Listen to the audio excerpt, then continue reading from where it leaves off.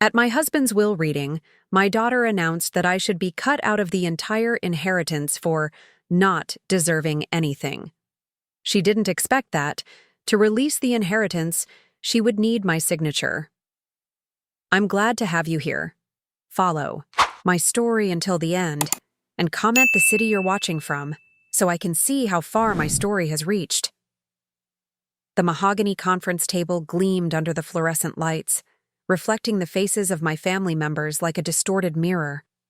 I sat at the far end, my hands folded neatly in my lap, trying to ignore the weight of 48 years of marriage that now rested on a stack of legal documents. Mr. Henderson, our family attorney, cleared his throat and adjusted his reading glasses. We are gathered here today for the reading of Frank Morrison's last will and testament. His voice, usually warm and professional, carried an undertone of tension I couldn't quite place. I watched my daughter Linda shift in her chair, her perfectly manicured nails tapping against the table. At 45, she still carried herself with that same air of entitlement she'd had since childhood. Her designer suit probably cost more than my entire wardrobe, but that didn't surprise me anymore. Before we proceed, Mr. Henderson continued, I must ensure all parties are present. Patricia Morrison? Here, I said softly. Linda Morrison Davies? Present, Linda responded, her voice sharp. The attorney proceeded to list our extended family.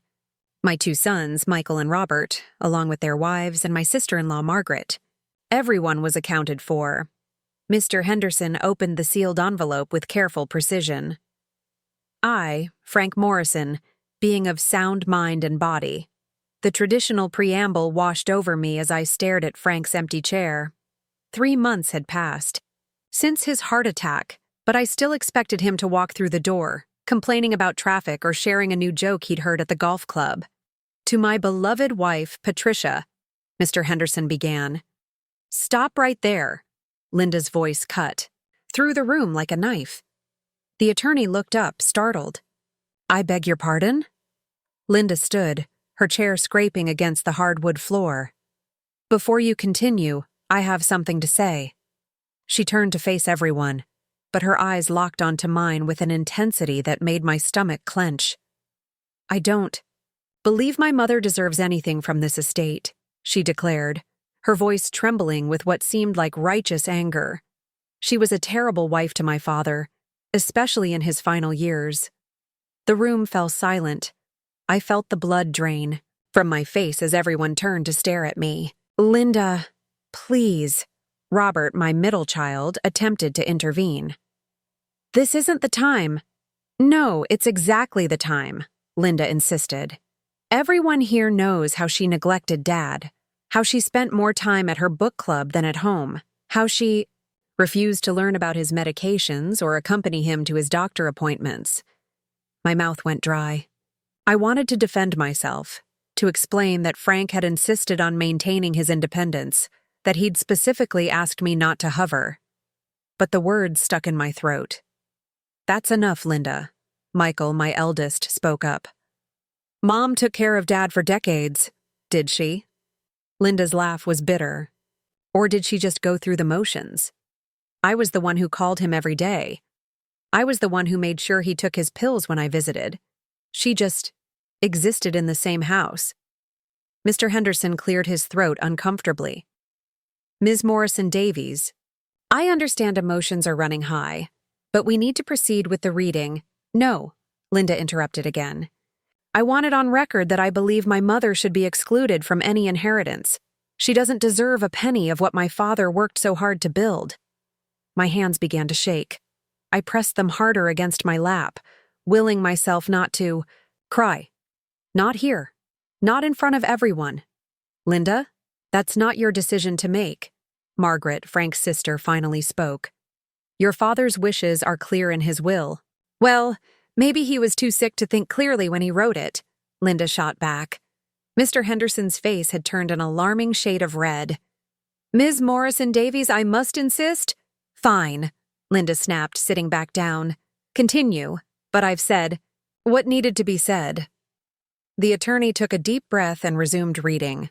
To my beloved wife, Patricia, I leave our family home, its contents, and 50% of all remaining assets after specific bequests have been distributed. I heard Linda's sharp intake of breath, but kept my eyes fixed on the table.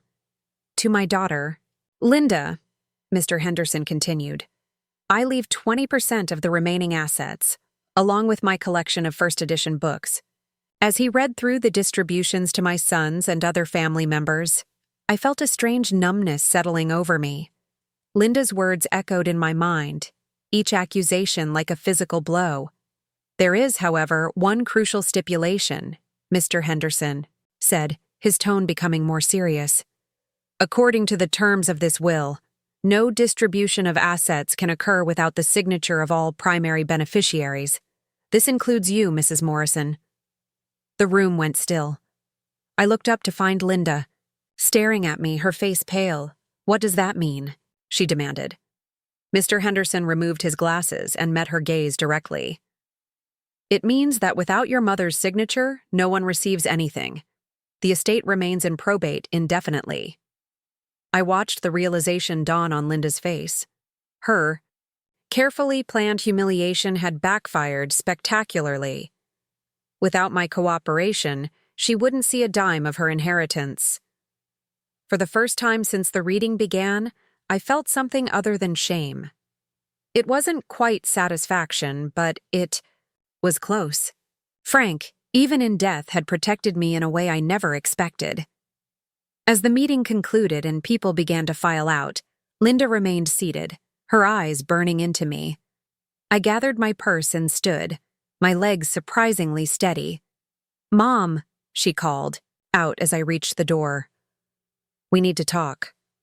I paused, my hand on the doorknob. Without turning around, I said, "Not today, Linda. Not today." As I walked out into the afternoon sun, I realized I held more power in this moment than I had in years. The question was, what would I do with it? 3 days had passed since the will reading, and I hadn't answered a single one of Linda's calls. 47 missed calls, to be exact, each voicemail more desperate than the last. I sat in Frank's study, surrounded by his things, the leather-bound books he loved, the antique globe he'd spin while planning our next vacation, the framed photos of our life together. My fingers traced the edge of his desk, worn smooth from years of use. The doorbell rang, insistent and demanding. I knew who it was before I even looked through the peephole. "Mom, I know you're in there." Linda's voice carried through the heavy oak door. "We need to talk about the will." I opened the door but didn't invite her in. She looked different. Her usually perfect hair was slightly disheveled. Dark circles shadowed her eyes. "May I come in?" she asked, her tone softer than I'd heard in years. I stepped aside wordlessly. She followed me to the living room, her heels clicking against the hardwood floors Frank had installed himself 30 years ago. "I've been trying to reach you," she began, settling onto the sofa. "I know." I remained standing. "Mom, please." About what I said at the reading. I was emotional. Dad's death has been hard on all of us. I watched her fidget with her wedding ring, a nervous habit she'd had since childhood. Something wasn't right. "Linda, why are you really here?" She looked up, startled by my directness. We need to settle the estate. The house needs to be sold, assets distributed." "The house isn't being sold," I interrupted. "It's mine, according to your father's wishes." "But surely you don't want to live here alone. It's too big for one person." "That's not your decision to make." Her composure cracked. "Mom, please. I need you to sign those papers. I'm in trouble." There it was. The truth, finally. What kind of trouble? Linda's shoulders sagged. "Financial trouble. Bad investments. Some debts. I was counting on Dad's inheritance to fix things." I sat down across from her, maintaining distance. "How much do you owe?" 300,000, she whispered. My heart sank, not for her predicament, but for what it revealed about her motivations. Is that why you said those things? To shame me into signing quickly? She couldn't meet my eyes. I thought if I made you feel guilty enough. The doorbell rang again, interrupting her confession. This time, it was Michael. Mom? I brought something. You need to see, he said, holding up a manila envelope. He stopped short when he saw Linda. Oh, you're here. What's that? Linda asked, eyeing the envelope suspiciously. Michael handed it to me. Dad gave this to me last year. Said I should give it to you if anything happened to him, but only after the will reading. My hands trembled as I opened the envelope. Inside was a handwritten letter in Frank's familiar scrawl, along with several documents. My dearest Patricia, I read aloud. If you're reading this, then I'm gone. And knowing our Linda, she's probably causing trouble. I need you to know the truth about why I structured my will this way. Linda shifted uncomfortably as I continued reading. 6 months ago, Linda came to me asking for money. She'd made some poor financial decisions and was deep in debt. I offered to help her create a payment plan, to teach her fiscal responsibility, but she wanted a quick fix. When I refused to simply hand over the money, she became angry. She said things. Terrible things about you, about our marriage. I paused, my throat tight. Michael moved closer, placing a supportive hand on my shoulder. She threatened to contest any will that left you in control of our assets. She said she'd claim you were unfit, that you'd manipulated me in my illness. That's when I knew I needed to protect you. The signature requirement ensures she can't bully you into anything. You hold all the power now, my love. Use it wisely. The letter continued with more revelations about Linda's schemes, including her attempts to convince Frank to change his power of attorney and her secret meetings with lawyers to explore competency challenges. There's more, Michael said softly. Dad included bank statements showing Linda's withdrawals from their joint account. She'd been taking money for months without telling him. Linda's face had gone ashen. I can explain. Can you? I asked, my voice surprisingly steady. Can you explain why you tried to turn your father against me? Why you planned to challenge his mental capacity? Why you stole from him? It wasn't stealing. He said I could access that account. For emergencies, Michael corrected. Not for designer handbags and luxury vacations. I looked at the daughter I'd raised, searching for some trace of the little girl who used to crawl into my lap during thunderstorms. When had she become this stranger? I won't. Sign anything today? I announced, standing up. Or tomorrow, or next week. Mom, please. No, Linda. You've shown me who you really are. Now you'll have to live with the consequences. I could lose everything, she pleaded. Perhaps you should have thought of that before you tried to destroy your father's trust in me. Michael gathered the documents. I'll keep these safe, Mom, in case we need them later. Linda stood, her designer suit now looking more like armor than fashion. This isn't over. Yes, it is, I replied. At least for now, I need time to think about what I want to do.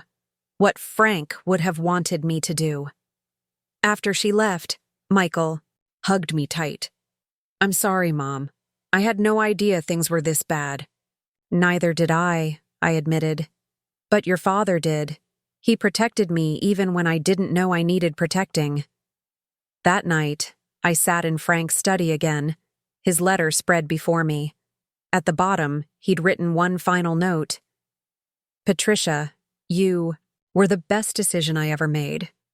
Don't let anyone, not even our daughter, make you doubt that. Be strong, my love. You always were stronger than you knew. I folded the letter carefully and placed it in the desk drawer. Tomorrow, I would meet with Mr. Henderson to discuss my options. Linda wanted to play games with guilt and manipulation. She had no idea what I was capable of when pushed too far. Frank had given me power. Now I would decide how to use it. The summons to Sunday dinner came through Michael, not Linda. She wants to make amends, he'd said, his voice careful over the phone. The whole family will be there. I knew it was a trap, but I went anyway. Sometimes you have to walk into the fire to put it out. Linda's house was immaculate as always, a showpiece designed to impress rather than comfort. The dining room table was set with her finest china, crystal glasses catching the light from the chandelier Frank and I had given them as a wedding gift. "Mother," Linda greeted me at the door, her smile brittle. "So glad you could come." The formality stung. When had I become mother instead of mom? Robert and his wife Sarah were already there, along with Michael and his partner James. My grandchildren, Linda's twins, Emma and Ethan, sat quietly in the corner, absorbed in their phones. "Grandma." Emma looked up, starting to rise, but Linda's sharp look stopped her. "Let's eat first," Linda announced, ushering everyone to the table. "We can catch up during dinner." The meal was tense, conversation stilted. Linda kept steering topics toward family memories, painting herself as the devoted daughter. I watched her performance with growing unease. Finally, over dessert, she made her move. "I've been thinking about Dad a lot," she began, dabbing her eyes with her napkin. "About how much he relied on me in his final months." I set down my fork. "Is that so?" "Yes. I was practically living here, making sure he had everything he needed." She looked around the table, seeking support. "Mom was always so busy with her own activities." "Linda," Robert warned, but she pressed on. "It's true. Remember when Dad had that fall last spring? Who found him? Who took him to the hospital?" "The neighbor found him," I said quietly.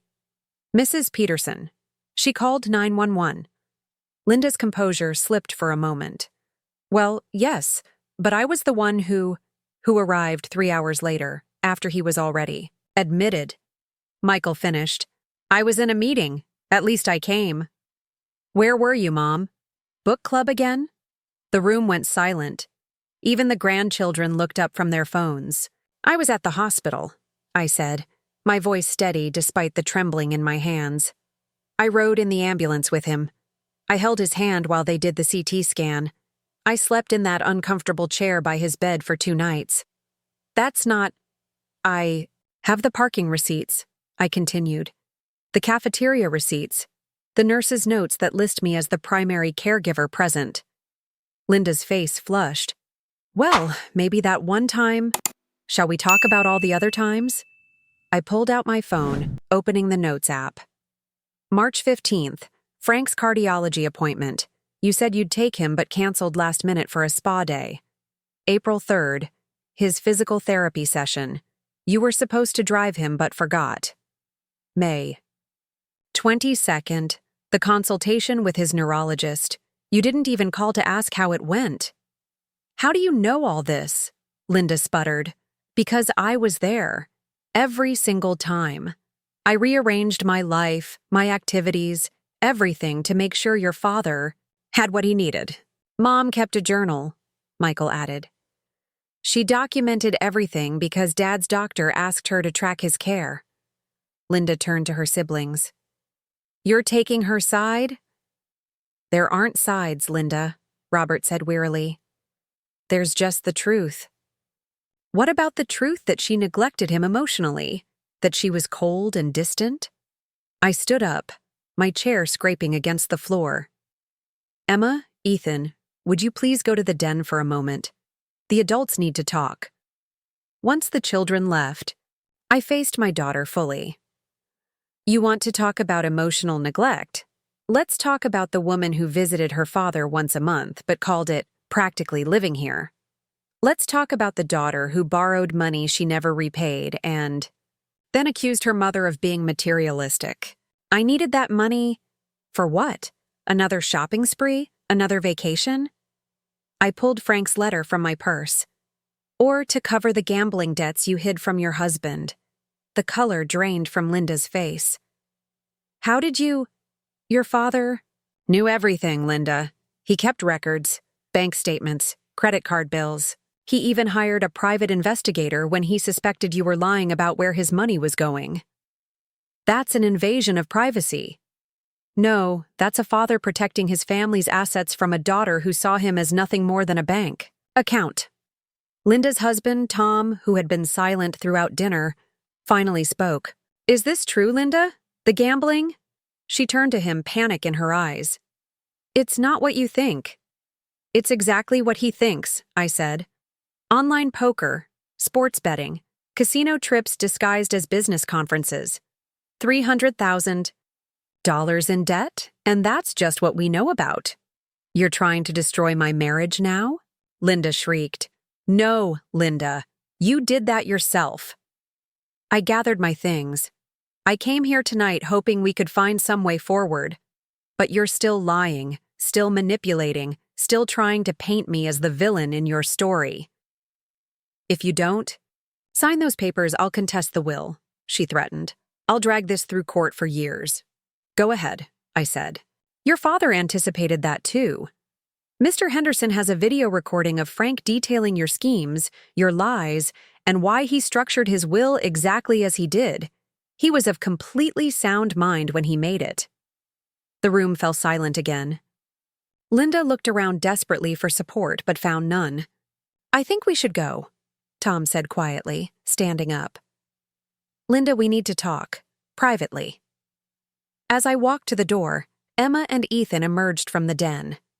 Emma ran to me, wrapping her arms around my waist. I heard some of it, Grandma, she whispered. I'm sorry Mom's being mean to you. I hugged her tight, feeling tears prick my eyes for the first time that evening. It's not your fault, sweetheart. Will we still see you? Ethan asked, his young face worried. Of course, I assured them. Nothing will change between us. Linda watched this exchange, something flickering in her eyes. Regret? Shame? But it was gone as quickly as it appeared. As I drove home, I realized the confrontation had accomplished something unexpected. The truth was out now, laid bare for everyone to see. Linda's carefully constructed narrative had crumbled, and with it, her power over me. But I also knew this wasn't over. Desperate people do desperate things, and Linda had just lost everything she'd been scheming for. The question was, how far would she go to get it back? The registered letter arrived on a Tuesday morning, 2 weeks after the disastrous dinner. I recognized Linda's lawyer's letterhead immediately. With shaking hands, I opened it in my kitchen, Frank's favorite coffee mug still sitting in its usual spot by the sink. Notice of intent to contest will, the bold letters declared. I sank into a chair, scanning the legal jargon. Linda was claiming undue influence, diminished capacity, and elder abuse. She was painting me as a manipulative wife who had isolated Frank from his loving daughter. I called Mr. Henderson immediately. I've been expecting this, he said calmly. Don't worry, Patricia. We're well prepared. That afternoon, I sat in his office as he laid out a series of documents across his desk. Frank was thorough, he explained. He started preparing for this possibility over a year ago. A year ago? I was stunned. But he seemed fine then. Mr. Henderson smiled sadly. He was physically, but Linda's behavior had been troubling him for some time. He pushed a folder toward me. These are the investigation reports. I opened the folder with trembling fingers. Inside were photographs, bank records, and detailed reports from a private investigator Frank had hired. The evidence was damning. This shows Linda meeting with a lawyer 11 months ago. Mr. Henderson pointed to a photograph. She was already exploring ways to contest any will that favored you. Another document detailed Linda's attempts to access Frank's investment accounts. Without his knowledge, there were records of forged signatures, failed password attempts, and even a visit to the bank where she'd tried to convince a teller she had power of attorney. But the most important piece, Mr. Henderson said, pulling out a DVD, is this. He inserted it into his laptop and turned the screen toward me. Frank's face appeared, looking healthier than I remembered from his final months. My name is Frank Morrison, he began, his voice strong and clear. I am recording this video on June 15th, in the presence of my attorney, Mr. Henderson, and Dr. Sarah Chen, my neurologist. I am of sound mind and body, as Dr. Chen will attest. The camera panned to show Dr. Chen, who confirmed Frank's mental competency through a series of questions and cognitive tests. Frank continued, I am making this recording because I have reason to believe my daughter, Linda Morrison Davies, will contest my will after my death. He detailed Linda's financial troubles, her requests for money, and her increasingly aggressive behavior when he refused. The hardest part, Frank's image said, his voice softening, is acknowledging that my daughter has been lying about my wife, Patricia. Linda has been telling family members that Patricia neglects me, that she's absent, that she doesn't care for me properly. Nothing could be further from the truth. Tears blurred my vision as Frank described my daily care routines, my dedication to his health, and my unwavering support through his illness. I have also discovered, Frank continued, that Linda has been spreading these lies to create a foundation for contesting my will. She's told several family members that Patricia is manipulating me, that she's after my money. He laughed bitterly. The irony is that Patricia has never asked for anything. She's the one who convinced me to set up trust funds for our grandchildren. She's the one who suggested we help Linda with her mortgage years ago. The video continued with Frank showing bank statements, emails, and text messages that contradicted Linda's claims. He even played a voicemail she'd left him, threatening to make sure Mom gets nothing if he didn't give her the money she wanted. I am leaving the majority of my estate to Patricia because she deserves it, Frank concluded. She has been my partner, my caregiver, and my best friend for 48 years. Linda's actions have shown me that she values money over family, manipulation over honesty. I hope someday she'll understand what she's lost.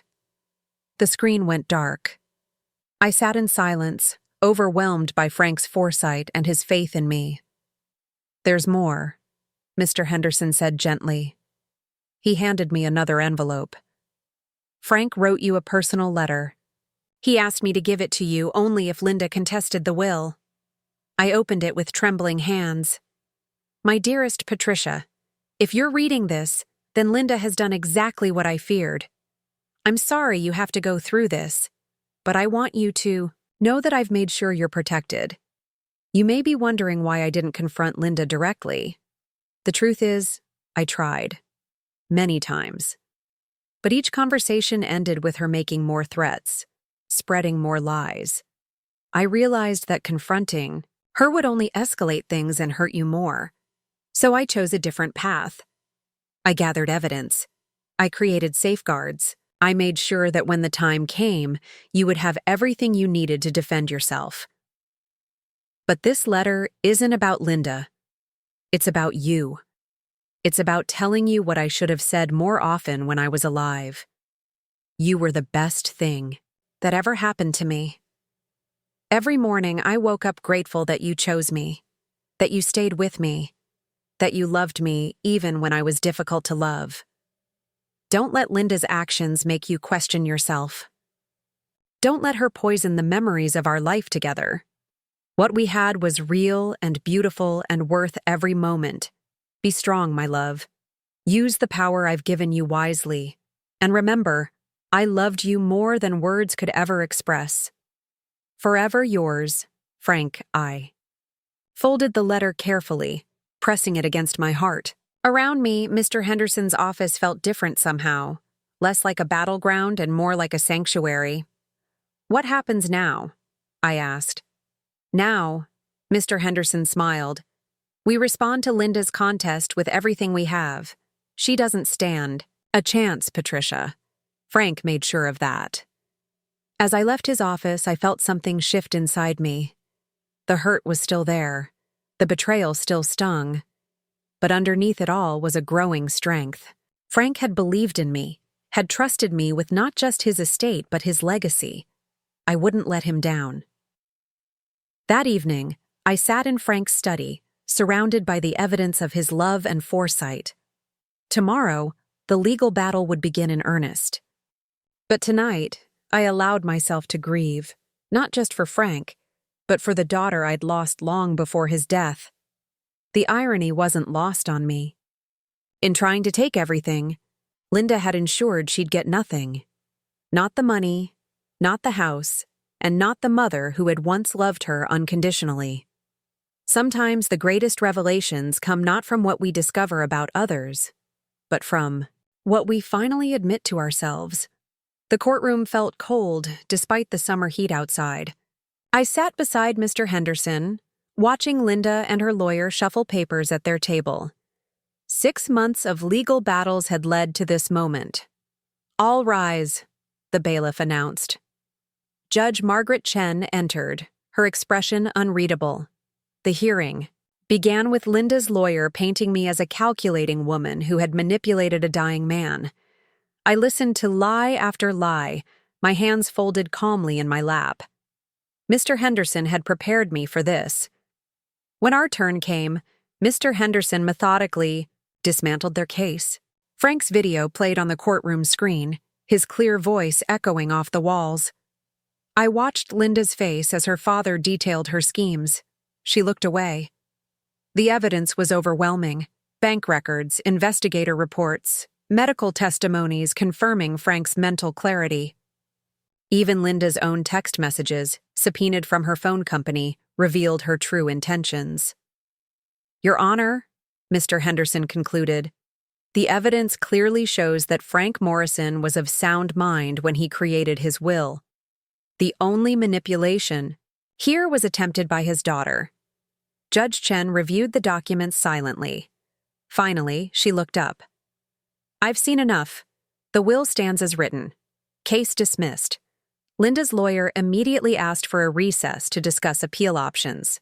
As they huddled in the corner, I felt a tap on my shoulder. It was Tom, Linda's husband. "Patricia, could we talk?" His face was drawn, tired. We stepped into the hallway. "I'm filing for divorce," he said quietly. I had no idea about the gambling, the debts, any of it. I nodded, unsurprised. "What about the children?" "They'll stay with me." "Linda, she needs help, but she has to want it first."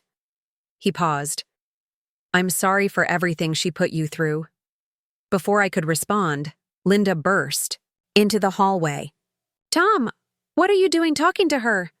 "It's over, Linda," he said firmly. "All of it." Her face contorted with rage. "This is your fault," she screamed at me. "You've ruined everything." "No, Linda," I said softly. "You did this to yourself." That evening, I sat in my lawyer's office. The will could finally be executed, but I had a different plan in mind. "I want to make some changes," I told Mr. Henderson. He raised his eyebrows. "Changes?" "I want to set up a trust for Linda's children. They shouldn't suffer for their mother's mistakes." I outlined my plan. Education funds, healthcare coverage, and a modest monthly allowance until they turned 25. "And Linda?" he asked. "She gets her 20%, but with conditions." I had thought long and hard about this. She must complete a financial management course and attend family therapy for at least 1 year. If she refuses or fails to complete these requirements, her share goes into the children's trust. Mr. Henderson smiled.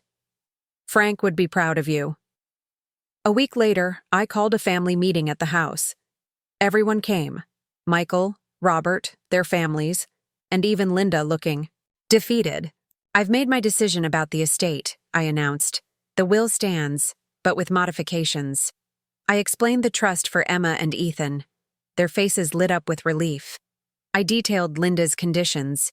She started to protest, but Tom's firm hand on her arm stopped her. "Why?" Linda asked, her voice small. "After everything I did?" "Because you're still my daughter," I said simply.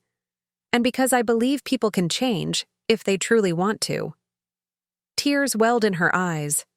For the first time in years, they seemed genuine. "I don't deserve this." "No," I agreed. "You don't. But your children do. And somewhere inside you is still the little girl who used to help me bake cookies on Sunday afternoons. I'm giving that girl a chance to come back." The room was silent. Then Linda did something unexpected. She stood up, walked over to me and hugged me. It was awkward, tentative, but real. "I'm sorry," she whispered. "For everything." I didn't say it was okay, because it wasn't. But I hugged her back, feeling something inside me finally begin to heal. After everyone left, I walked through the house Frank and I had shared for decades. His presence was everywhere. In the books he'd loved, the chair he'd favored, the garden he'd tended. I picked up the framed photo from our wedding day. Frank's young face smiled back at me, full of hope and love. "I did what you wanted me to. Do," I told his image. I used the power wisely. That night, I slept better than I had in months. The battle was over, but more importantly, I had won without becoming like Linda. I had chosen compassion over revenge, wisdom over vindictiveness. Frank had known I would make the right choice. He had trusted me not just with his estate, but with his legacy of kindness and family values. In the end, that trust was worth more than any inheritance. 2 years had passed since the court ruling, and life had settled into a new rhythm. I stood on the back porch of the house, my house now, watching the sunset paint the sky in shades of orange and pink. The garden Frank had loved was blooming with fresh life. Emma and Ethan visited every weekend, their laughter filling rooms that had been silent for too long. The trust had given them stability, and they were flourishing. Emma was preparing for college, while Ethan had discovered a passion for photography. "Grandma, look," Ethan called, running toward me with his camera. "I got the perfect shot of that hummingbird." I smiled, examining his photo. "Beautiful, sweetheart. You have your grandfather's eye for detail." Linda arrived to pick them up, right on time. The therapy had changed her. Gone was the designer-clad woman obsessed with appearances. In her place stood someone humbler, more genuine. "Mom," she greeted me, and the word felt different now, warmer, more honest. "How was therapy this week?" I asked. "Hard," she admitted. "We talked about Dad, about how I treated him, and you." She paused. "I have so many regrets." "Regrets are lessons in disguise," I said, Frank's favorite phrase coming naturally. She nodded, then surprised me by asking, "Would you like to have dinner with us next week? Just family dinner, no agenda." "I'd like that," I replied, and meant. But after they left, I went to Frank's study. I had finally finished organizing his papers, his books, his memories. On his desk sat a new photo, all of us at Emma's recent birthday party, including Linda, smiling genuinely. The doorbell rang. It was Michael and Robert with their families, arriving for our monthly dinner. The house filled with voices, with life, with love. As we sat around the dining table, I looked at each face. My sons, strong and kind. Their partners, who had become my children too. My grandchildren, representing hope and future. To Dad, Michael raised his glass. And to Mom, who showed us what real strength looks like. To family, Robert added. The one we're born into and the one we choose to keep. Later that night, after everyone had gone, I sat in Frank's favorite chair with his last letter in my hands. I didn't need to read it anymore. I had memorized every word. The phone rang. It was Linda. "Mom?" I just wanted to say. "Thank you. For giving me a second chance. For not giving up on me completely. Everyone deserves a chance to change, Linda." "I found something today," she continued. "An old video of Dad. He was talking about you, about how you were his anchor. He said you were the strongest person he knew." My throat tightened. "He said that?" "Yes, and he was right." She paused. "I love you, Mom. I know I have a long way to go to earn your trust back, but I want you to know that. After we hung up, I walked through the house, turning off lights. In the hallway, I paused at our family photos. The newest one showed all of us at the beach last summer, Linda included, looking relaxed and present in a way she hadn't been in years. I touched Frank's photo, the one from our 40th anniversary. "You knew, didn't you?" I whispered. "You knew I'd find my way through this." The house settled into nighttime quiet, but it wasn't the heavy silence of grief anymore. It was peaceful, content. Frank had left me more than money or property. He had left me the power to reshape our family, to heal what was broken, to stand firm when necessary and forgive when possible. I had learned that true strength isn't about winning battles or proving points. It's about knowing when to fight and when to embrace. It's about setting boundaries while leaving doors open for redemption. As I climbed into bed, I felt Frank's presence not as a loss, but as a gentle reminder of love that transcends death. He had trusted me to carry on, to protect our family's heart while allowing it to grow in new directions. I had been tested, humiliated, challenged, and betrayed. But in the end, I had emerged not just victorious, but transformed. I was no longer just Frank's widow or Linda's mother. I was Patricia, matriarch, protector, and proof that sometimes the greatest power lies in choosing love over bitterness, wisdom over revenge. The morning would bring new challenges, new joys, new opportunities.